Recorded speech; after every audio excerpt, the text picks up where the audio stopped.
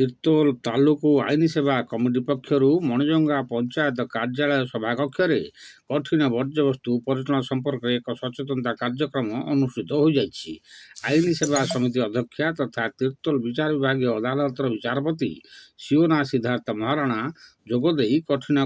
ବର୍ଜ୍ୟବସ୍ତୁର ପରିଚାଳନା ସମ୍ପର୍କରେ ଆଲୋଚନା କରିଥିଲେ।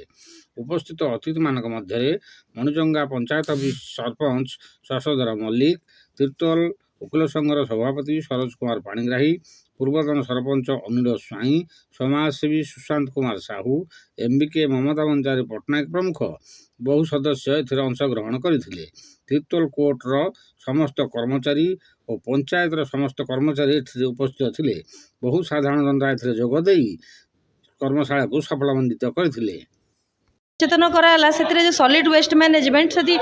आम माँ भौणी मैंने आसी कहला कि माने केमिति आम अलिया काना आम घर टू ही आगे आम केमिति स्टार्ट करवा से चिंता करवा तो से माने जो माने अलिया आवर्जना बाहर पकई दौरान से सब रिगार्डिंग आम आज कॉन्शियस माने कॉन्शियस करैलु आशा करूँ कि भी समस्ते पॉजिटिव वे ने खूब शीघ्र से घरे इम्प्लीमेंट करेंगे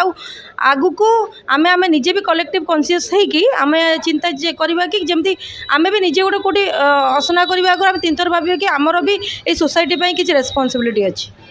मणिजंगा ग्राम पंचायत तिर्ତ୍ତोल आईन सेवा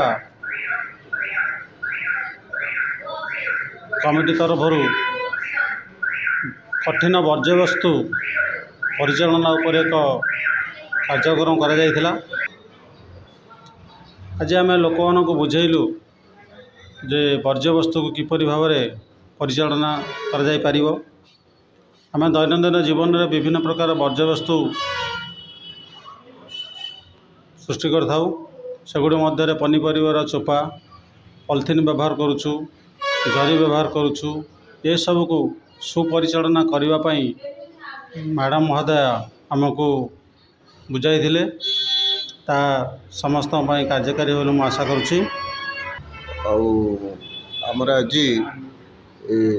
सॉलिड वेस्ट मैनेजमेंट उपर गोटे प्रोग्राम अवेयरनेस प्रोग्राम होता तालुक लीगल सर्विस कमिटी तिर्ତ୍ତोल एवं यही तालुक लीगल सर्विस कमिटी एवं तिर्ତ୍ତोल बार एसोसिएशन उभय मिलित उद्यम आज आमर मणिजंगा ग्राम पंचायत ऑफिस जो सभागृह रे प्रोग्राम टी बहुत भल भाव सफल होईची एवं विशेषकर जो सॉलिड वेस्ट मैनेजमेंट उपर आम बेसी फोकस बर्तमान दि जाऊँगी कहीं यार व्यतीत ए सॉलिड वेस्ट आमको बहुत हाजार्डस आमर सोसाइटी प्रति मानव सभ्यता प्रति से आम अनेक आलोचना होता कि भाव यह समाज को क्षति करवेश को क्षति कर जल स्तर रे मृत्तिका स्तर रे एवं वायु प्रदूषण एगुड़ाक सबूर कारण